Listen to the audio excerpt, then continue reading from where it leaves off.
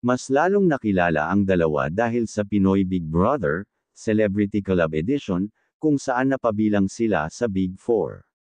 Ang kanilang tambalan na Rowie, bukod sa halatang chemistry nila bilang isang team at kung paano ang dalawa ay may napakaraming pagkakapareho at koneksyon sa kabila ng kanilang iba't ibang mga background. Pero gaano ba kayaman ang dalawa?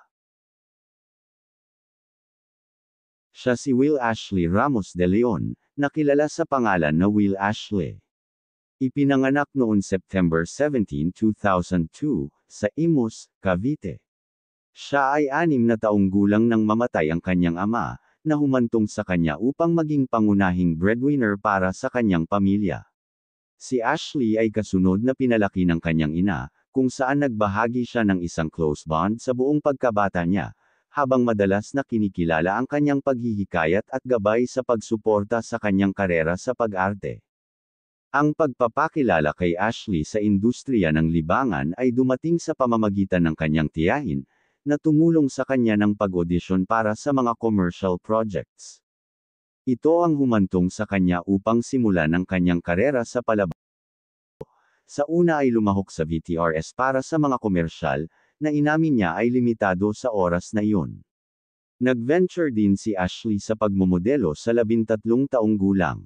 Noong 2021, nagtapos siya sa senior high school na may dalubhasa sa accountancy, business and management.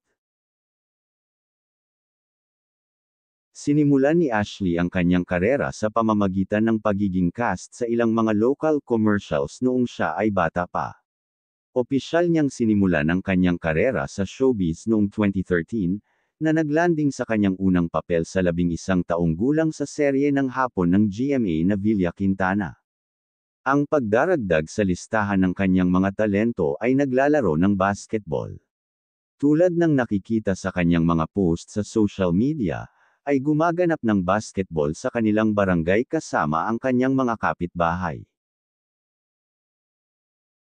Ngayon ay wala pa itong sariling negosyo, pero siya ay aktibong kasangkot sa iba't ibang mga pakikipagsapalaran at pag-endorso ng negosyo, kasama ang kanyang karera sa pag-arte, na nakakadagdag sa mga kinikita nito. Isa rin siyang embahador ng tatak para sa Acer Pure, at dati nang inendorso ang mga produkto ng UFC, Insular Life, at Rebisco. Ngayon ay wala pa itong sariling bahay, at baka sa condominium din ito nakatira. May mga ordinaryong sasakyan din ito na kanyang ginagamit na lagi din nakikita sa kanyang mga post sa social media. Dahil nagsisimula pa lang kaya wala pa itong naipundar para sa kanyang sarili.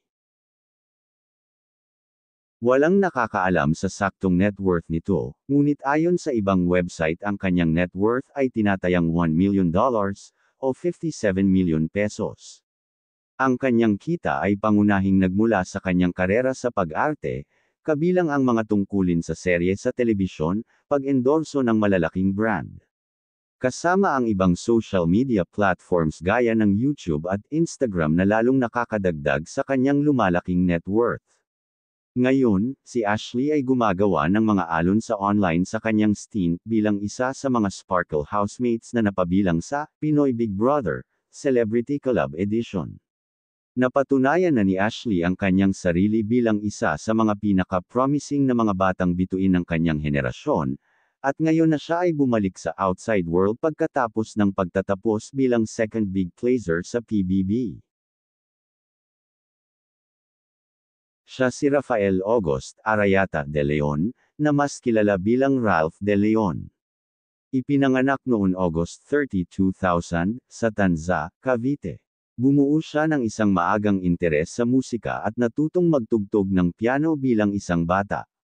Ang kanyang ama, isang litratista at videographer, ay nagpakilala sa kanya sa mga kamera sa murang edad, kahit na siya ay nagpakita ng mas malakas na interes sa pagiging nasa harap ng kamera. Sinimulan niya ang pagsasanay ng judo sa grade school kasunod ng paghihikayat ng kanyang pinsan. Nakipagkompetensya siya sa judo tournament sa buong taon ng kanyang paaralan, kumita ng maraming medalya at kalaunan ay nagsisilbing co-captain ng kanyang koponan sa high school. Nag-aral siya sa Ateneo de Manila University mula 2018 hanggang 2022, kumuha ng isang Bachelor of Science degree sa Management Engineering. Habang nasa Ateneo, siya ay isang aktibong miyembro ng men's judo team at kalaunan ay naging captain nito.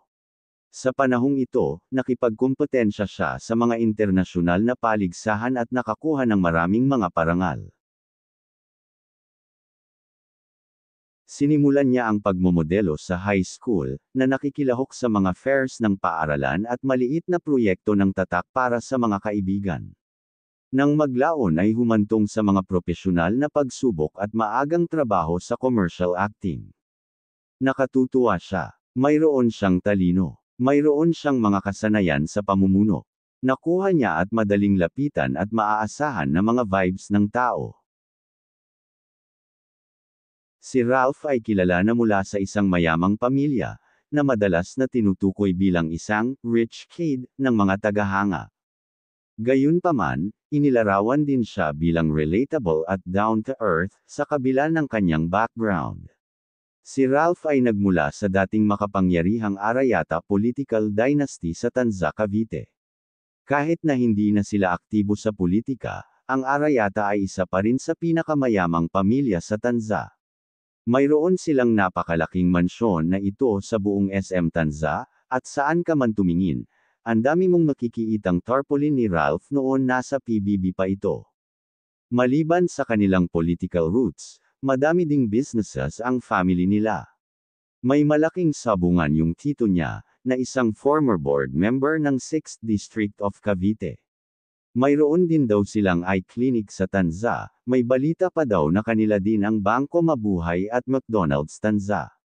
Si Ralph mismo, may coffee shop sa tapat din ng SM Tanza na tinatawag na Easy Coffee and TPH. Cozy spot with good food at welcoming atmosphere, perfect para sa mga coffee lovers. Hindi pa kasama yung mga ibang businesses na hindi disclosed sa public. Isa pang pinagkikitaan niya ang kanyang mga endorsements, acting at iba pang social media accounts.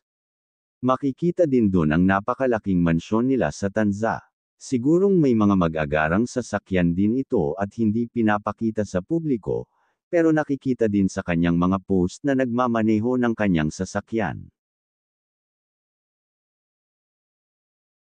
Walang nakakaalam sa saktong net worth nito, ngunit ayon sa ibang website ang kanyang net worth ay tinatayang $2 million, o 114 million pesos.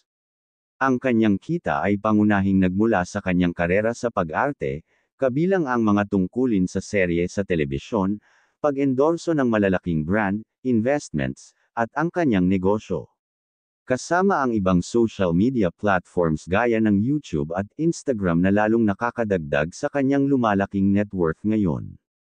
Nang tinanong kung bakit nais niyang pumasok sa entertainment industry, ibinahagi ng aktor kung paano niya nais na galugarin ang kanyang mga pagpipilian. Pagmula sa isang pagmomodelo at komersyal na background, ibinahagi ni Ralph na ito ay ang perpektong oras para sa kanya upang subukan ang takbo ng pag-arte. Ang video na ito ay for entertainment at hindi kinukumpara ang kanilang yaman kundi inaalam lang natin ang bunga ng kanilang pagsusumikap bilang mga artista. Kung mayroong mali o kulang sa mga nabanggit ay pwede nyo linawin sa comment section. Salamat.